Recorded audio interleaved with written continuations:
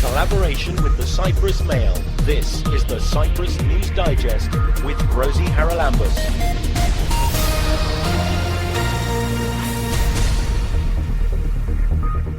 Coming up this week, we'll talk to the Cyprus Academic Dialogue, or CAD, about a recent trip to Turkey and how they're trying to bridge the divide in Cyprus.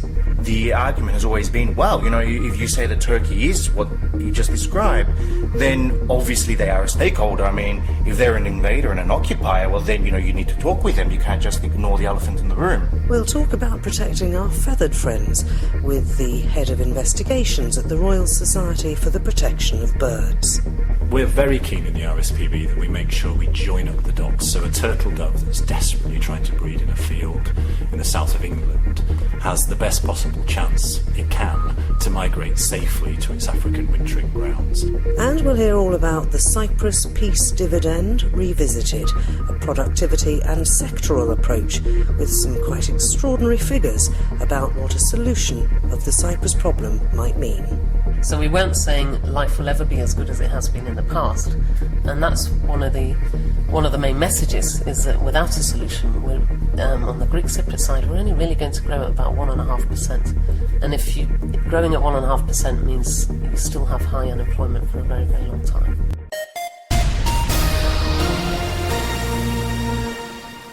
You may recall that it wasn't so long ago we reported on US Vice President Joe Biden's visit to Cyprus, and he was very clear while he was here that any efforts to solve the Cyprus issue must include the grassroots input of civil society. He spent a considerable amount of his time here talking to people who are active in civil society.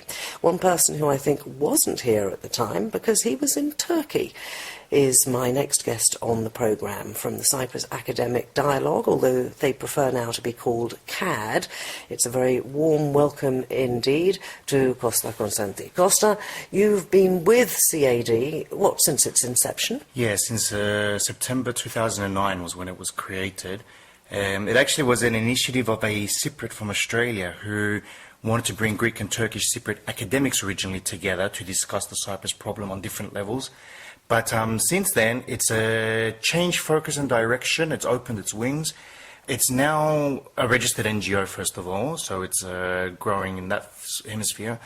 But it's actually expanded from academics to deal with all civil society actors, NGOs, politicians, union leaders, Chamber of Commerce members, and your general grassroots people. So basically trying to bring in all these different stakeholders in Cyprus, bring them together to engage in dialogue, their perceptions, to share ideas, to offer suggestions to the negotiators, the technical committees, and to try and get education out there as to what a post-Cyprus solution would look like, and also to engage Turkish stakeholders with Cypriot stakeholders.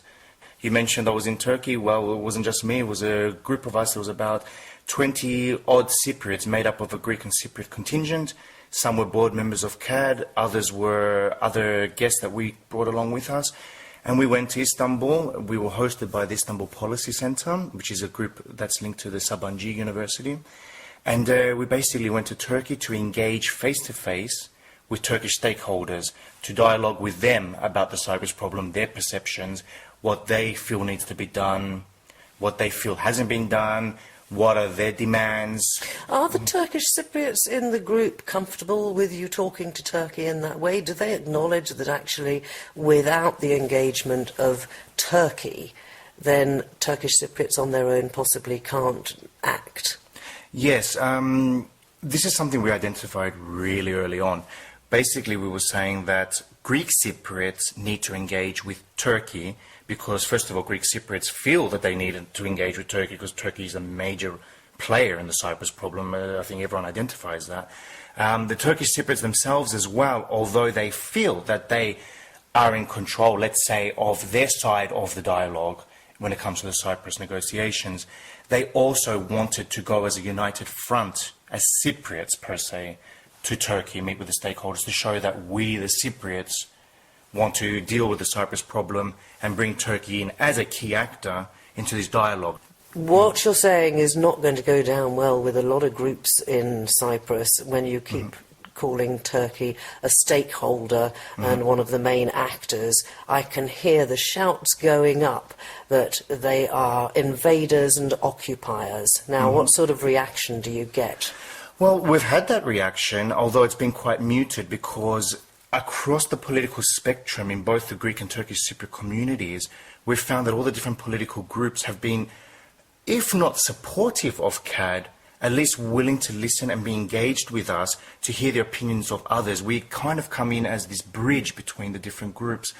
Regarding Turkey being described the way you described, the argument has always been, well, you know, if you say that Turkey is what you just described, then obviously they are a stakeholder. I mean, if they're an invader and an occupier, well then, you know, you need to talk with them. You can't just ignore the elephant in the room.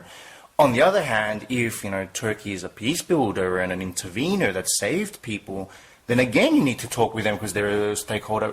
You got to call a horse. I mean, they're a stakeholder, period, whether it's positive or negative. And do you find that people accept that explanation when you talk to them here? Because there are very large groups of society in the Republic who just think that you're talking to the enemy.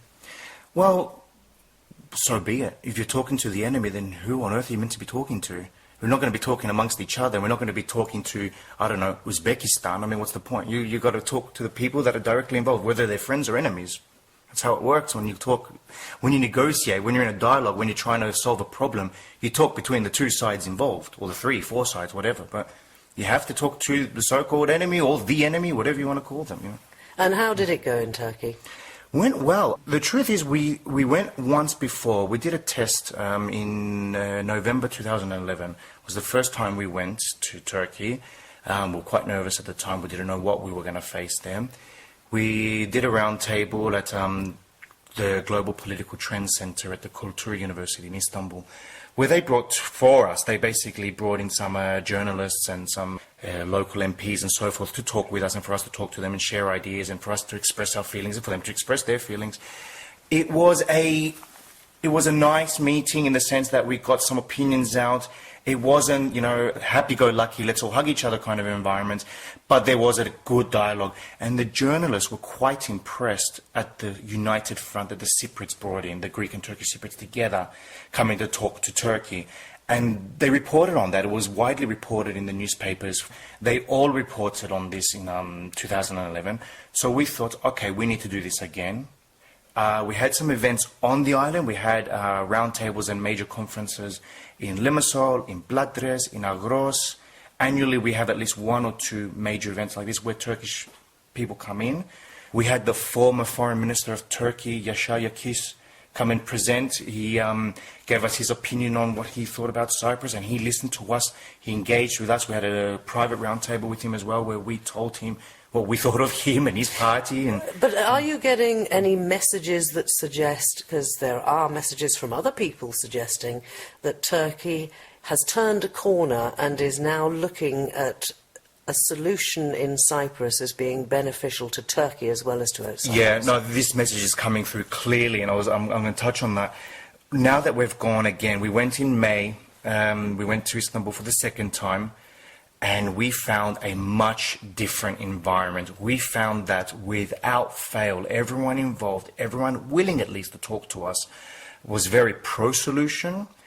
The makeup of that pro-solution, what they see as a solution, may have varied between us and them and between them. But at the end of the day, they were all very keen to get this Cyprus issue out of their hair. Whether it's because they want to go towards the European Union, whether it's because they're just literally maturing as a state and perhaps they're bringing in some more democratic values than they had before, it's not for us to say. That's Turkey's issue.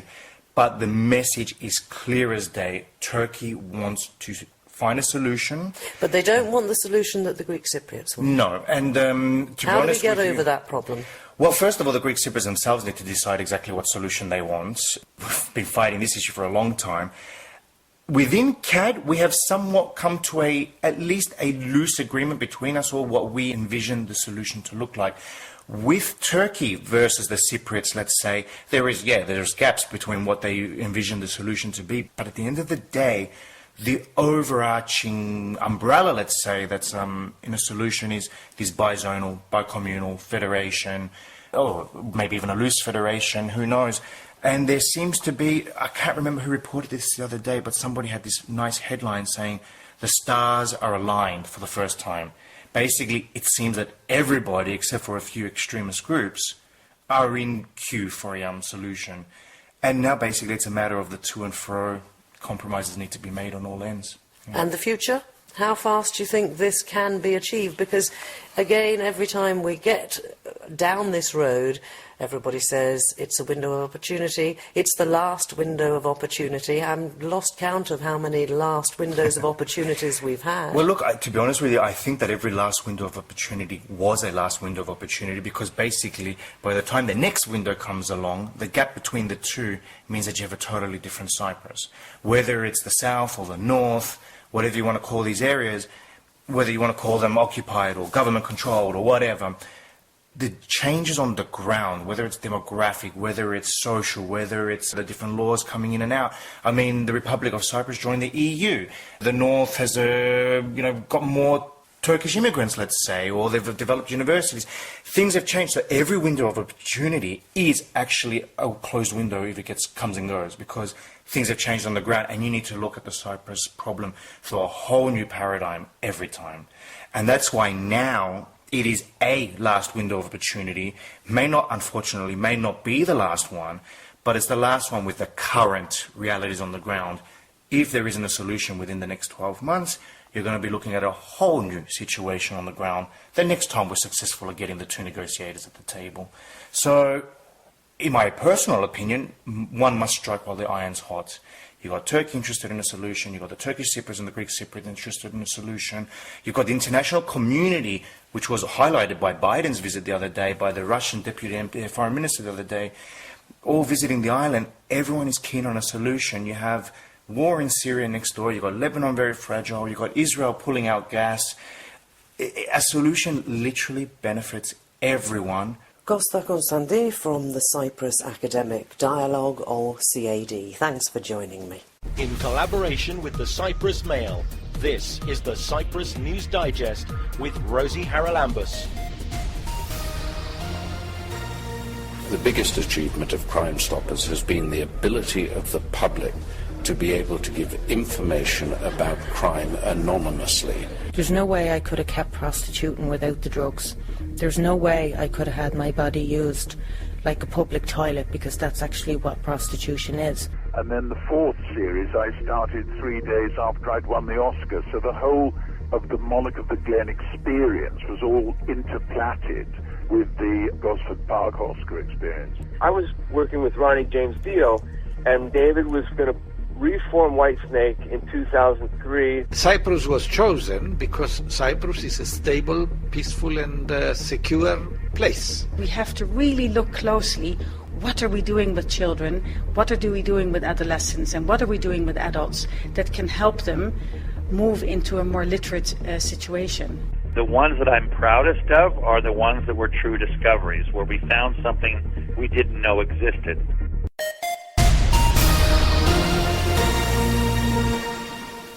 At a recent workshop held in Nicosia, organised by BirdLife International, they were talking about ways that they could address the threats to migratory birds, and indeed all about conservation of bird life in the Mediterranean. My next guest is Bob Elliott. He's Head of Investigations at the Royal Society for the Protection of Birds, the RSPB. Bob, what were you telling the workshop? I was at the workshop to help talk about capacity building and how we can share knowledge. I'm based in the UK most of the time, but we do assist others with work internationally, because being in the UK, we have some of the birds that migrate, and they matter to people who live in the UK. They enjoy hearing birdsong in the morning, they enjoy the seasons changing and things arriving, things going away, but we don't really see what others do, which is this amazing migration of birds passing over islands, actually visible migration. It's and we'll pay good money to go and see that, by the way. So we're very keen in the RSPB that we make sure we join up the dots. So a turtle dove that's desperately trying to breed in a field in the south of England has the best possible chance it can to migrate safely to its African wintering grounds. And I think the idea of getting people together along the flyway is a brilliant one, because human beings live along this flyway. We all care for these birds at short intervals. They're not really ours, are they? They breed in the UK for a while, but no, they belong to somebody else as they move through. They have stopping places, they have to feed, they have to rest. And the challenges for these birds are extreme, without them having to face human beings killing them on the way illegally. So I'm very conscious that we need to do something about the illegal hunting side of things. Head of Investigations at the RSPB is a very fancy-sounding name. What are you investigating? It sounds a bit medical, doesn't it? But, actually, it sounds like a policeman. It does, doesn't it? I suppose that's sort of what it is. The RSPB, since it was formed by women, actually, who were concerned with the feather trade way back in 18...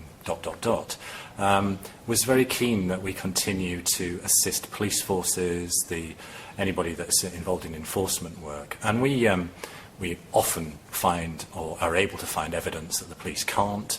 People often ring the RSPB with information about things they're concerned with. They may not want to go to the police.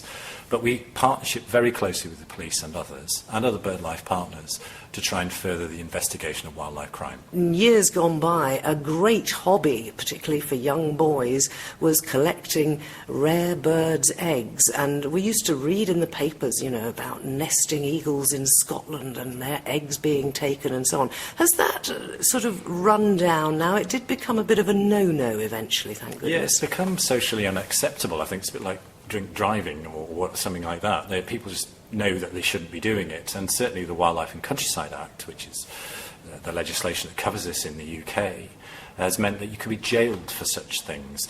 And significantly, egg collectors were, and some still are, repeat offenders. So the more offences you accumulate, the worse your crime is going to be treated in the court. So they get jailed. A lot of them gave up egg collecting when they realised they were going to be sent to prison. But if they're still doing it, there is then a market. Who buys these things?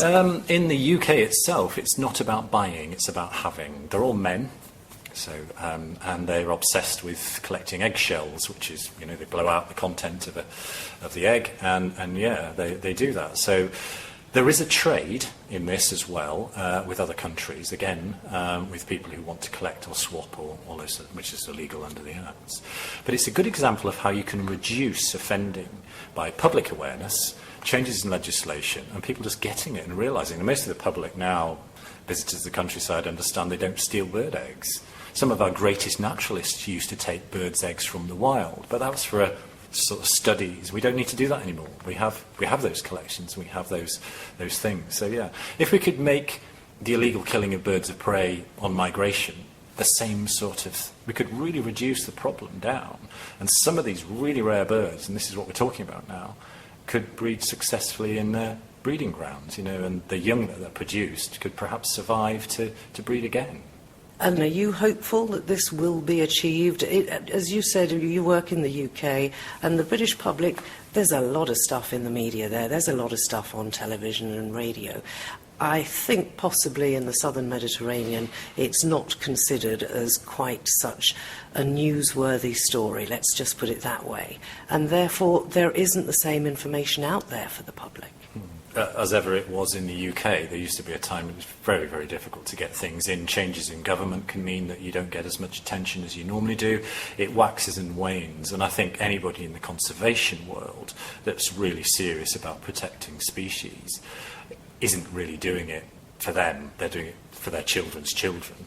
It's a really long game, this. My predecessor spent 22 years in Scotland trying to, make a difference regarding bird of prey problems and persecution, and there's some real successes there. There's some wildlife crime officers. You've got buzzards back into the low ground again. Farmers aren't really killing birds of prey anymore. We're not stealing eggs generally from the wild.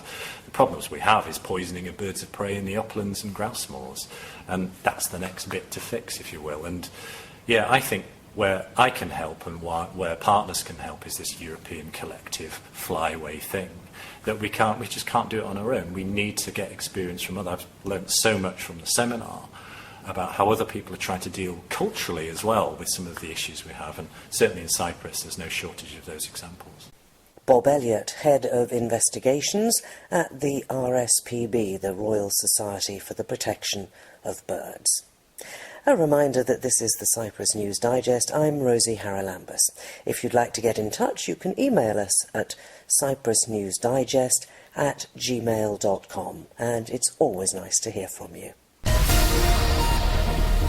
Keep up to date with events and news in Cyprus with the Cyprus News Digest. You can stream it live on mycyradio.eu, listen again on the Cyprus Mail website, or download the podcast to your phone or tablet and listen anytime, anywhere.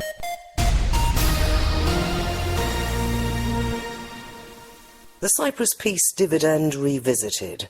That's the name of a report that was launched recently, co-authored by Fiona Mullin, Alexander Apostolidis and Mustafa Besim. Well, Fiona is with me to tell us exactly what it means, because they were looking at the productivity and sectoral approach. It sounds awfully fancy, Fiona, but basically, I think I'm right in saying you're looking at what the economic benefits are in the event of a Cyprus solution. Yes, it's really what we mean by the peace dividend is what's the difference between economic growth with a solution and economic growth without a solution. And the difference is what we call this 20 billion peace dividend. The other two, Mustafa and Alexander, are academics, so we did it in this what's called the productivity and sectoral approach, was to try and make it a bit more academic than some of the other previous studies. So we looked at what's the current literature on peace dividends and so on. But essentially, it's two independent approaches to forecasting what might be the benefits of a solution, and then we took the average of the two. So that people couldn't say, oh, you only took one approach. We were trying to say, well, there are two different approaches. And the productivity approach, what's called total factor productivity, is a top-down approach, so it's looking at the whole economy on the basis of all of these little things that hold us back because the island is divided. And then the sectoral approach is literally going into, okay, how much better can tourism do, how much better can transport do, and all the individual sectors. And so that was a bottom-up approach. And how did you bring the two together? With an enormous amount of data crunching. I joke that if it takes 40 years to solve the Cyprus problem, it probably took us definitely 40 hours, maybe even 40 days to reconcile the two data sets. So a lot of playing around. But our baseline was, let's look at the periods in which both economies were performing best, and that's our sort of benchmark. But we also know that life is never going to be that good again after the Eurozone crisis and so on. So we cut off a percentage each time. So we said in the first phase of the solution, it could approach something like the previous peak period, but maybe knock off 20%. In the second period, which we think will be the biggest growth time, that's when all the investment will start pouring in.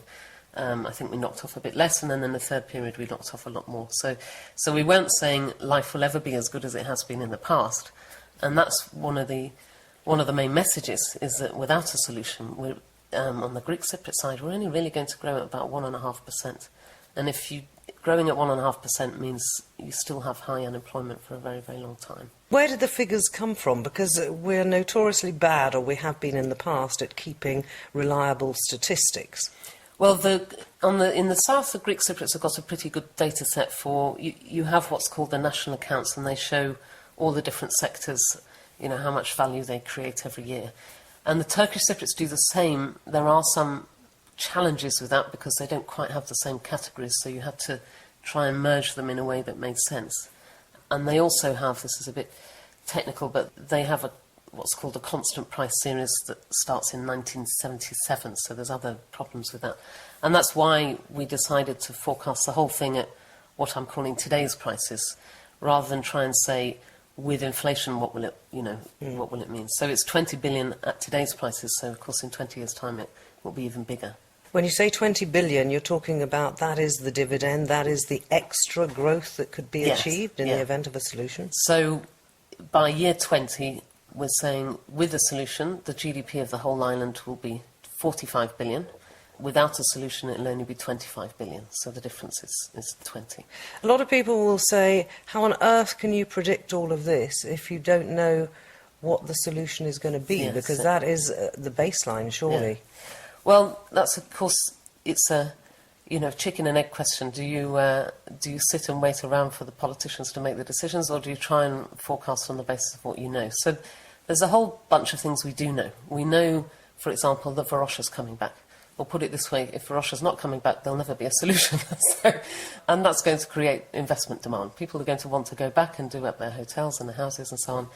So we know that that investment is there. And interestingly, in the feedback we got from the business leaders, so we revised the results on the basis of what they were telling us, was saying, look, if you have a big idea for something like Famagusta, you'll get a lot more foreign investment and private investment than if you have a small idea where you just go and refurbish your house. So that was quite interesting. The whole Varosha question is interesting in the sense that it's such a huge area that needs revitalising, that it really needs to be done with a plan, doesn't it? If you do it willy-nilly, then you won't get the same investment. I mean, you can't tell property owners what to do, but the idea is that you incentivise people for this vision that will actually bring in a lot more investment anyway. So I think the problem is if you just turn Varosha into another Ayia Napa, you're not going to get very much investment. The local banks aren't in a position to lend.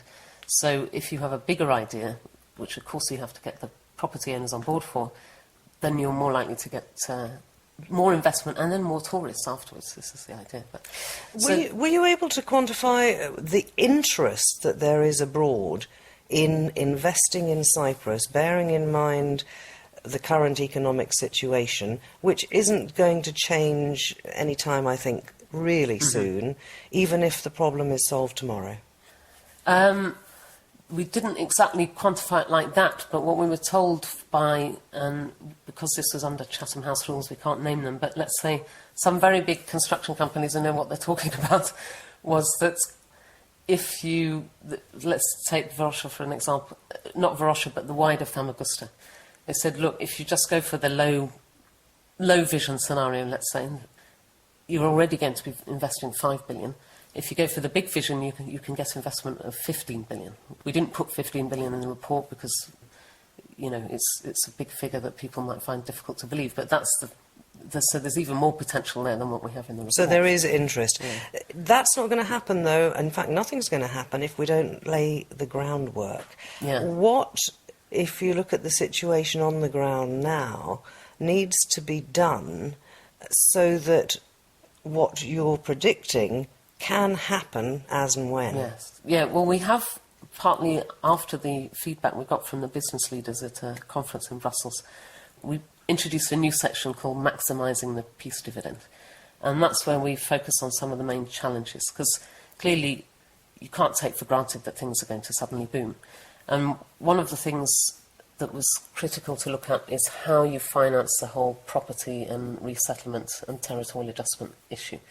If you do it well and if you plan it well, and critically if you bring in big private sector developers, you can do that in a way that means it's not the taxpayer who ends up paying the compensation, which was, of course, a big issue in the Annan Plan period. Well, I was going to ask you about that, because back then everybody was talking about how expensive a solution would be. I know that the figures were a little bit dodgy, but has anything changed in that respect? Well, it's changed insofar as a number of ideas are floating around for how you do this while not burdening the state. Because in the third version of the Annan Plan, the one that got attacked the most, at least in terms of the property solution, it was going to be financed by the government of Cyprus issuing bonds. Well, that's not going to happen today. What you can do, though, there's a lot of land which is undeveloped, which if you developed it in a clever way, you could create finance for compensation and so on. There are ways of taxing those individuals who do end up with the property, the current users and so on. But you need to do it in a coordinated way that probably links it in with the whole resettlement question as well, because the more property goes back, the more people you also displace, so you create a housing need as well. But there are cleverer ways of doing it than the Annan Plan days, and that's what really you need to start looking at now. There's a couple of other things as well. I mean, one of the things I'm saying now is that I think the elephant in the room these days is the economy. And I think if the negotiators haven't worked out some of the economic questions to these issues, which on property, but also on the whole governance issue, then they're not going to be able to reach the political settlement. Whereas the other way around, we used to say, let them sort out the politics and then we'll fix how you finance it afterwards. I think we're the other way around now. So even on the governance side, let's say if we end up with a smaller central government of, say, 5 ministries, you've got to make sure that the constituent states have enough money to be able to provide services like healthcare. Let's say if they end up at the constituent state level.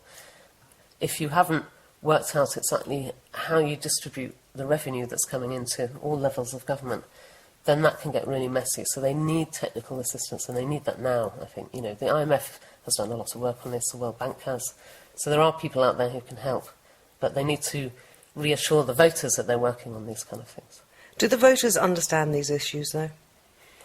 No, but they will if it suddenly comes to a referendum and you have certain characters standing up and saying, hang on a minute, you haven't worked out how you're going to distribute the revenues, hang on a minute, you haven't worked out how you finance property, and the Turkish Cypriot business people are saying, hang on a minute, we're not competitive enough to enter the EU market properly.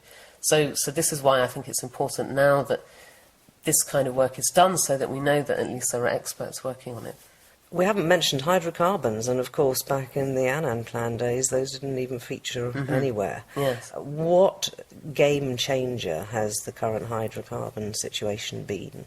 I think it's sort of a shifting game changer, and at the moment we know it's now become clear that we don't have enough gas at the moment to build an LNG plant. We may do eventually, but it will be many, many years before. It will be at least 2 to 3 years before we know we've got enough. Then you've got to get the finance, then you have to build it. So it could be 15 years away from selling gas as LNG. But we do have enough gas at the moment to sell it to Turkey. So we're not saying a pipeline instead of LNG, we're saying a pipeline in addition to LNG. So if the government wants to make money fast, it can start doing that. So that's the bonus of the solution is that you get to sell your gas earlier. And also, of course, you get the investment in the pipeline as well. But I think the real bonus to the government will be the revenue that it gets, that it wouldn't otherwise get. It would have to wait far, far, far longer. How was the presentation of the report received? It was fairly well received. We had those kind of questions, if you don't know the design of the solution, how can you really predict it? But I think, it's not only the Varosha thing. We know, for example, Cyprus has the biggest ship management centre certainly in Europe, maybe even in the world. But no ship managed in Cyprus can dock in Turkish ports. So there's the massive market next door, the biggest economy in the region, the 7th biggest economy in the world, and we're not doing business with them. And so that's a massive negative for Greek Cypriots. And we're not getting Turkish tourists. We have one of the holiest sites in Islam down in Larnaca. I think it's the burial place of the Prophet's mother. We're not getting Turkish tourists coming there. So it's obvious that things will happen with the solution regardless of the design of the governance structure. But it goes back to what I said. We do need technical assistance to make sure that it will be a more complicated governance structure than we have at the moment, and we do need help to make sure we do that properly. Do you think it can work? I think it can work. I think, it's one of those things, where there's a will, there's a way. And it's not exactly that we've had the best. Somebody pointed out on Twitter the other day, we've already had a banking collapse and a high debt ratio before any of this happens. So you can't. How can you predict that things will be better or worse without a solution? They've been pretty bad. With a solution, they've been pretty bad without one anyway. Fiona Mullen, thanks very much indeed for joining me. Fiona is from Sapienta Economics and one of the co-authors of the report, The Cyprus Peace Dividend Revisited, a productivity and sectoral approach. And I'm pretty sure that you can find the details of that on the PRIO website. That's the Peace Research Institute of Oslo. It's prio.org.